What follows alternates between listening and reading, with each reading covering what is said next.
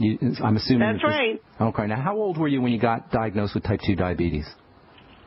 Because you sound kind of young. 36. Okay, so, all right, here's the deal. Type 2 diabetes is when the body stops listening to insulin. And this is true for everybody out there with type 2 diabetes, and there's millions of people with it. You're in good company, Nancy. Lots of folks are dealing with type 2 diabetes, which is a type of resistance to insulin. The body basically stops listening to insulin.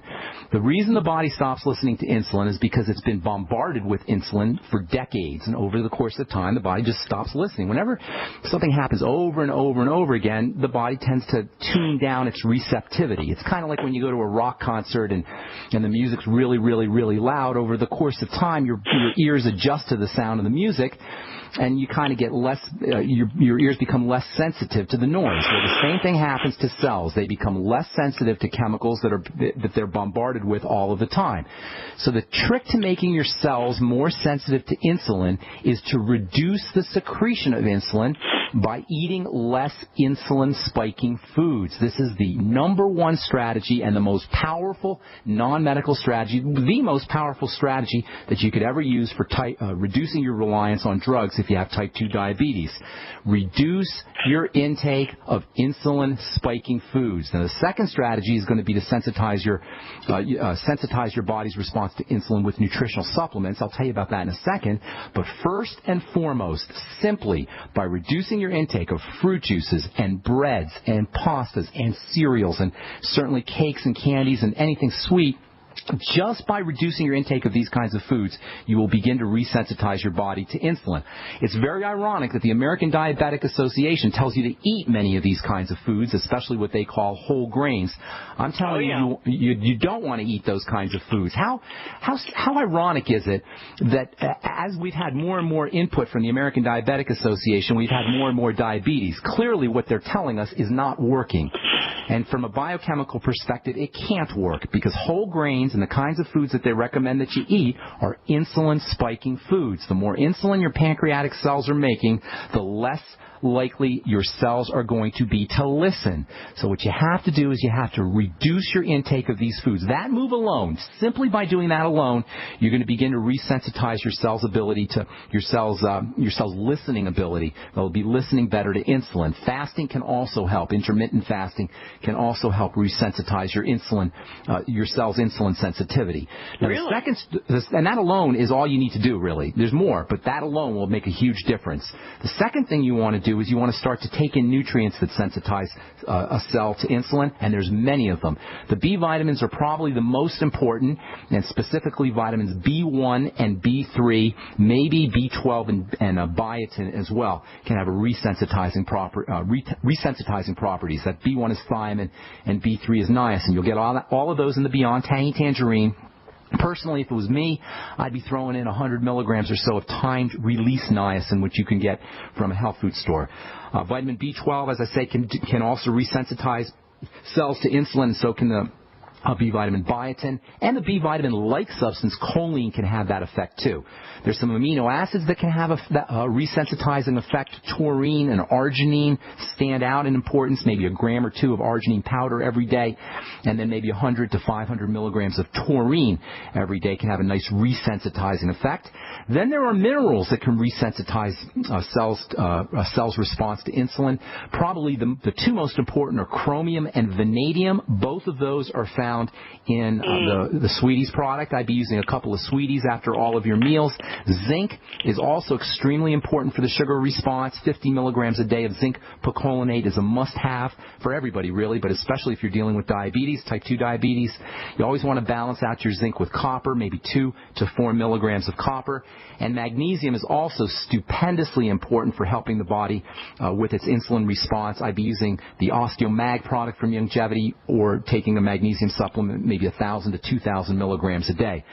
Some additional supplements that can help you resensitize the insulin response. One of the most important is something called alpha lipoic acid, which we've talked about periodically on this program. 200 to 300 milligrams a day of alpha lipoic acid may be in your interest. And then working on the digestive system is always a good idea. Blood sugar problems follow very often digestive problems. So using probiotics and digestive enzymes and lecithin after meals, all the things we talk about for improving the apple cider vinegar, by the way, can be really helpful for diabetes. I'd be using apple cider vinegar in addition to being helpful for the digestive system. I'd be using a teaspoonful or a tablespoonful of apple cider vinegar after all of your meals. And then there was one more thing I was going to tell you. Oh, cinnamon, actually. Cinnamon and fenugreek are two herbs or spices. Cinnamon's a spice, fenugreek is an herb. Both of those can have a nice balancing effect and help improve insulin sensitivity. So there's tremendous options for you, Nancy. And the neat thing about everything I just told you, no side effects, zippo side effects. Unlike and they're cheap too. Unlike your prescription drugs, which are loaded with side effects, very unpleasant side effects. They'll accelerate the aging process. They'll increase the rate that your body breaks down. They'll cost you money. You'll have to deal with a doctor and a pharmacy and an insurance company. None of those things will happen when you use nutritional supplements or the herbs or the apple cider vinegar. And they're all wonderfully effective, wonderfully effective. Nobody has to be condemned to diabetes or diabetic symptoms if you practice good lifestyle strategies, laying off of insulin-spiking foods and using the supplements. Got to move on, Nancy. Anything else you want to add or ask? Well, I'm also on a statin drug. Well, they're poisoning you, Nancy. Your doctor is not being very nice. Is it the same doctor who's giving you all these medications? Yes. Well, I don't want to get myself all mad and freaked out because that's the only thing that's going to happen. That's just what doctors do, all right? That's how they operate. You don't have to comply. Let them poison themselves or their own family. You don't have to be poisoned. Thanks, Nancy. Got to move on. I appreciate your call. Gosh, that makes me so angry. One doctor is putting this poor woman on all of these medications. I wonder if that doctor told Nancy about vitamin B1 or B3 or B12. All right, I'm Pharmacist Ben. We're coming back with more of your phone calls. 855-660-4261 is our number. We'll be back right after this.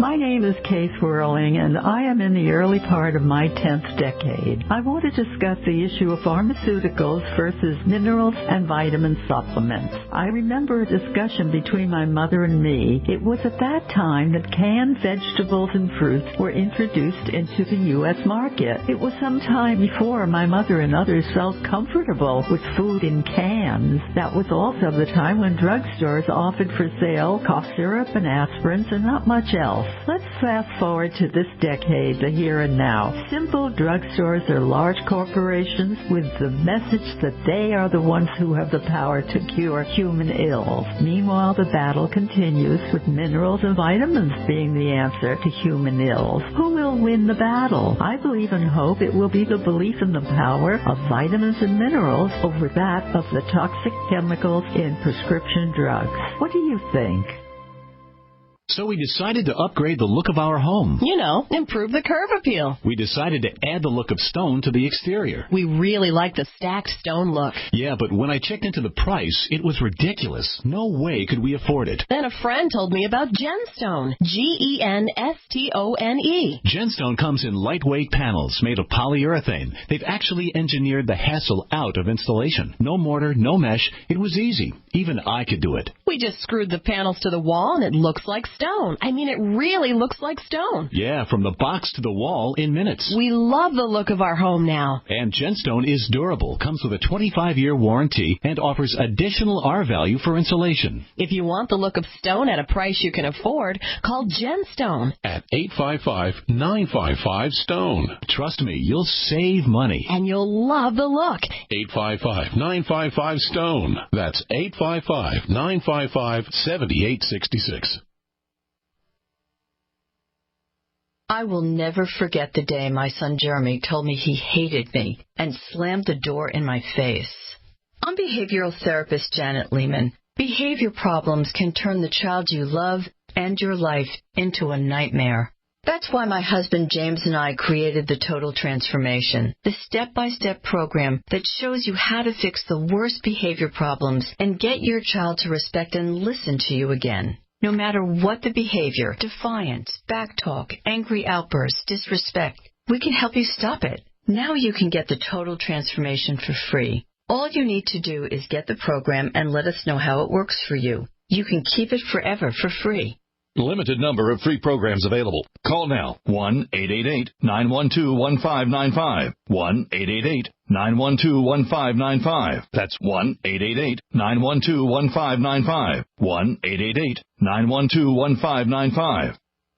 It's hard to imagine when things are going reasonably well just how quickly things can change. But what would it take? Economic collapse? Massive crop failure? Chemical or biological attack? So many situations could find you in the grocery looking to pick up food for your family only to find that the shelves are empty. There's nothing. Don't let that happen. Act today to make sure that if it ever comes to that, you and your family will be provided for. Visit freezedryguy.com to look at the wide variety of survival foods available. Freeze-dried foods from the Freeze Dry Guy store longer, rehydrate faster, are nutritionally superior to, and taste better than any other long-term storage food available. Visit freezedryguy.com or call toll-free 866-404-3663. freezedryguy.com. Not just an alternative to the mainstream media. We're the premier independent talk radio network. We are G.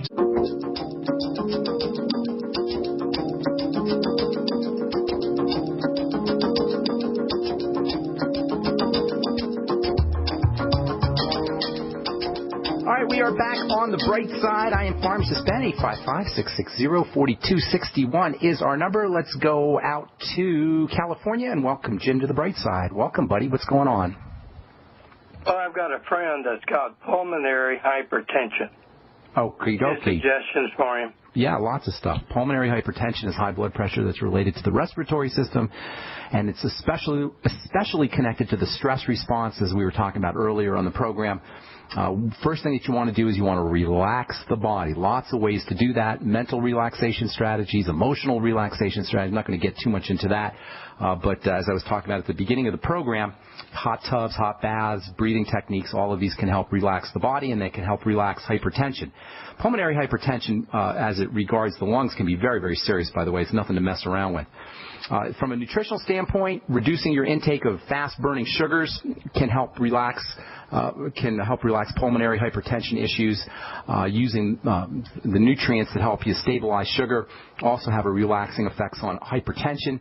On the pressure in the pulmonary arteries. That's what pulmonary hypertension is, specifically magnesium. I'd be using around 2,000 to 3,000 milligrams of magnesium a day.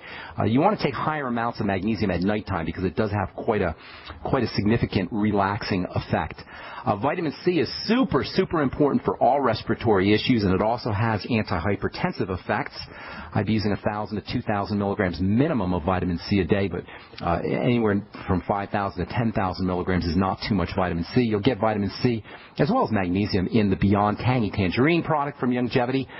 Essential fatty acids can also be helpful for all respiratory issues and all hypertension issues.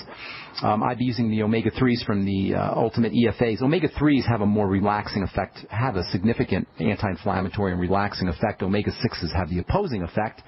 You need them both, however, and I'd be using the Ultimate EFAs, probably 9 of them a day, in addition to your entire Mighty 90, of course. When I talk about magnesium and I talk about essential fatty acids and vitamin C, I'm not diminishing or marginalizing the importance of the Mighty 90 essential nutrients. They're all important, but these 3 in particular, and a couple more I'll tell you about here, have some specific relevance when it comes to respiratory health as well as being antihypertensive.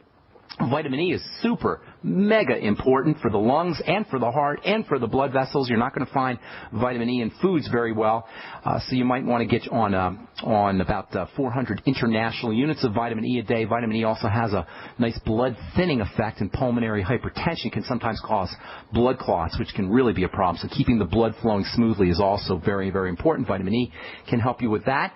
Vitamin A may be helpful as well. Vitamin A is also good for all respiratory health issues, around 20,000 international units of vitamin vitamin A.